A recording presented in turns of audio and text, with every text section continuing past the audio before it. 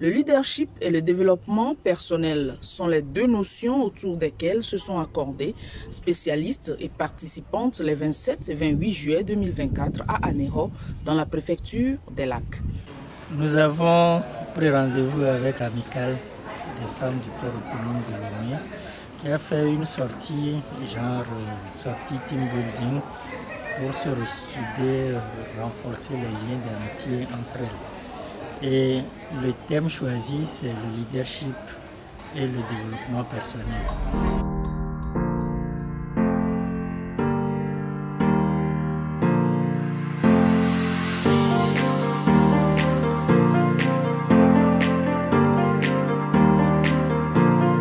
Parler du leadership pour les femmes suppose de faire en sorte qu'elles puissent mesurer ce qu'elles font actuellement, voir leurs atouts, mais aussi les choses qu'elles doivent améliorer en ce qui concerne les caractéristiques d'un bon leader. Sur l'initiative de l'amicale des femmes du port autonome de Lomé, une quarantaine de femmes ont été conviées à passer le week-end en bordure de mer dans cette localité frontalière au Bénin, située à environ 45 km de Lomé, afin de s'appesantir sur l'essentiel: des qualités à avoir, des valeurs à cultiver, une posture à tenir. Un week-end bien orienté, enrichi de formations, d'activités sportives, d'assistance sociale, de tourisme et de découvertes.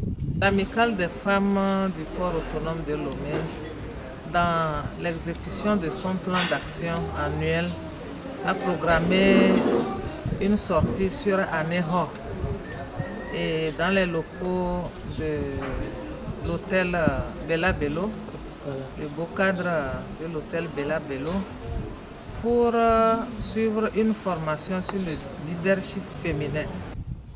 Selon les initiateurs, cette excursion instructive dénommée Sortie Team Building, déroulée dans un cadre idéal pour un retour à la source, poursuit l'objectif de renforcer le développement des ressources humaines et la gestion de l'excellence, d'adapter le leadership à tout domaine d'activité lorsqu'on sait que de nature, la femme est appelée à assurer certaines fonctions qui font appel à des qualités de leadership dans un secteur ou l'autre de la vie active.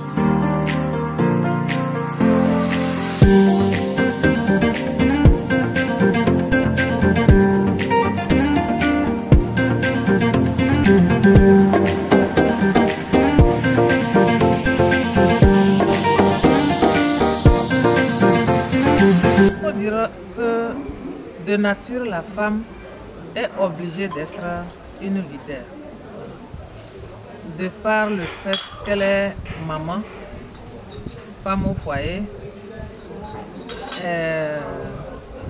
institutrice, enseignante,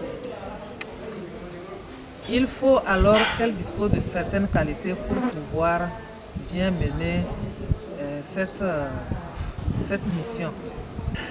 Et dans le cadre de ces activités, son emploi également, femmes responsables que nous sommes dans nos institutions, nous avons besoin d'un savoir-faire, nous avons besoin d'un leadership pour pouvoir diriger nos différentes sections, directions, divisions et mieux vivre également dans la société.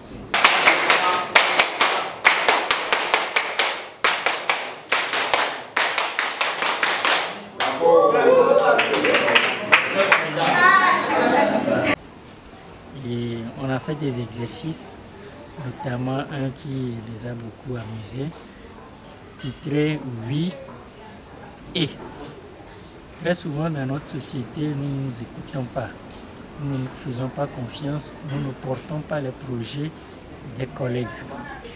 Un exercice comme celui-là permet au premier intervenant de raconter une histoire au bout de 30 secondes, 1 minute, et de faire intervenir la seconde qui poursuit l'histoire comme si elle s'était entendue initialement pour la raconter ensemble. Et chaque fois que nous entrons dans cette dynamique-là, nous tournons le dos au oui, non, ou bien au Non, parce que ces éléments détruisent la cohésion d'équipe et on doit s'entraîner tous à aller dans la logique du oui et, comme on dit chez nous, c'est au bout de l'ancienne corde, on tisse la nouvelle. Il faut former les enfants à s'approprier les idées de leurs camarades, à construire ensemble.